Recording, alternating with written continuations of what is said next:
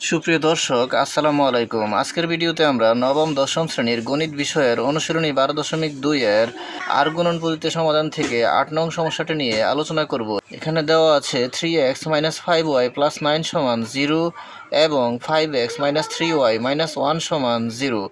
আমরা প্রথমটিকে চিহ্নিত করলাম 1 নং সমীকরণ দিয়ে এবং দ্বিতীয়টিকে চিহ্নিত করলাম 2 নং সমীকরণ দিয়ে। এখান থেকে আমরা আর গুণন পদ্ধতিতে চলক x এবং y এর মান নির্ণয় করার জন্য আমরা লিখে নেই আর গুণন সূত্রানুসারে পাই।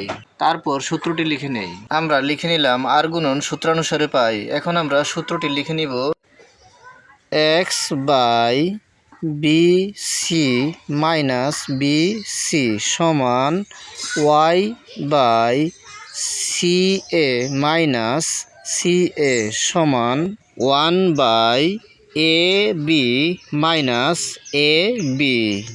এখন প্রতীকগুলোর পাশে তাদের সংখ্যাগুলো বসিয়ে নেই।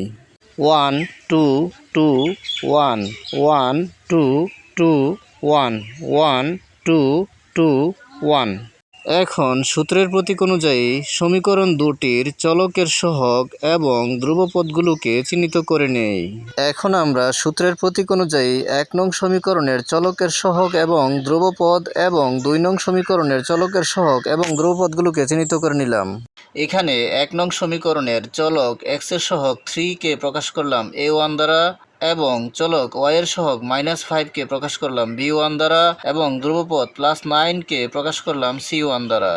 তারপর 2 নং সমীকরণের চলক x এর সহগ 5 কে প্রকাশ করলাম a2 দ্বারা এবং চলক y এর সহগ -3 কে প্রকাশ করলাম b2 দ্বারা এবং ধ্রুবপদ -1 কে প্রকাশ করলাম c2 দ্বারা।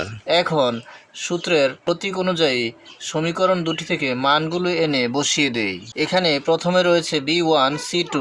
b1 হচ্ছে 1 নং সমীকরণের y চলকের সহগ -5, তাহলে b1 এর স্থলে বসবে -5। তার সাথে গুণ অবস্থায় রয়েছে c2 ইন্টু c2 এর মান 2 নং সমীকরণের ধ্রুবপদ -1, তাহলে এখানে হবে -1। এই অংশটুকু আমরা ব্র্যাকেটের ভিতরে রাখলাম। তারপর সূত্রের মাইনাস, তারপর বসবে b2 এর মান 2 নং সমীকরণের চলক y এর সহগ -3, তাহলে এখানে হবে b2 এর স্থলে -3 ইন্টু c1 এর মান +9, তাহলে হবে +9।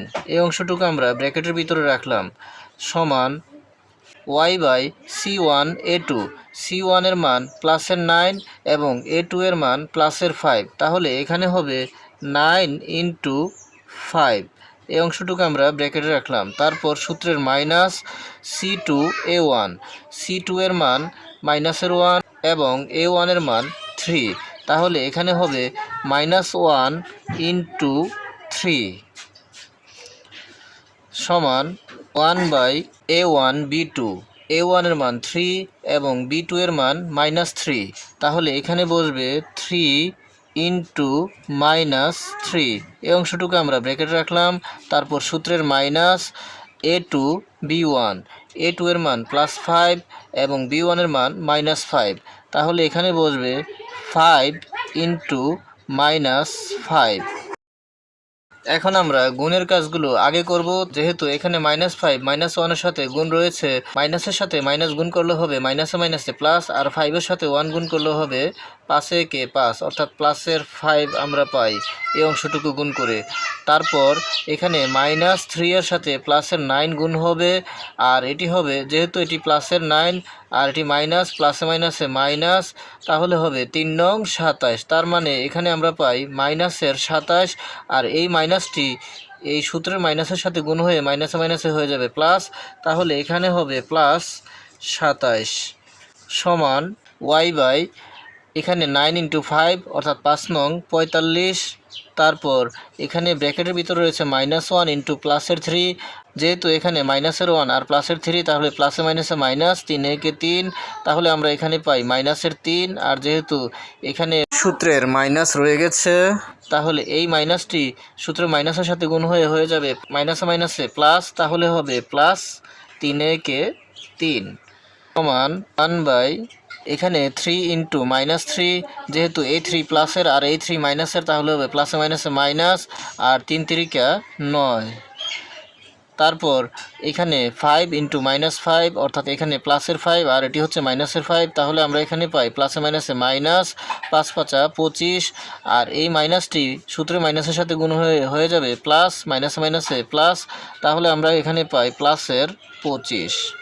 এখন যেখানে যোগ রয়েছে সেখানে যোগ করব, আর যেখানে বিয়োগ রয়েছে সেখানে বিয়োগ করব। তাহলে আমরা এখানে পাই 5 যোগ 27 অর্থাৎ 32। তার মানে এখানে আমরা পাই x/32 সমান 45 যোগ 3, 45 আর 3 হয় 48, তার মানে y/48 সমান, এখানে রয়েছে মাইনাসের 9 এবং প্লাসের 25, তাহলে 25 থেকে আমাদেরকে 9 বিয়োগ করে দিতে হবে, তাহলে আমরা পাই 1/25 থেকে 9 বাদ দিলে হয় 16।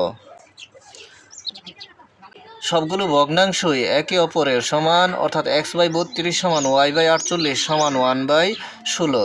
যেহেতু আমরা এখান থেকে x এবং y এর মান নির্ণয় করব, তাহলে আমরা লিখতে পারি x/32 সমান 1/16 এবং y/48 সমান 1/16। সুতরাং আমরা চলকের মান নির্ণয় করার জন্য লিখে নিলাম x/32 সমান 1/16 অথবা y/48 সমান 1/16। এখন আমরা আড়াআড়ি গুণ করব, x এর সাথে গুণ হবে 16 এবং 32 এর সাথে গুণ হবে 1, তাহলে আমরা পাই 16x একে 16x সমান 32 একে 32। আমরা যেহেতু এখান থেকে x এর মান নির্ণয় করব, তাহলে x কে বাম পক্ষে রেখে দেব এবং x এর সাথে যে 16 গুণ অবস্থায় রয়েছে তাকে বাম পক্ষ থেকে ডান পক্ষে নিয়ে যাব, তাহলে 32 এর সাথে ভাগ অবস্থায় হবে, আর 16 দ্বারা 32কে ভাগ করলে হবে 2, অর্থাৎ 16 দুগুণে 32। সুতরাং আমরা x এর মান পেয়ে গেলাম 2।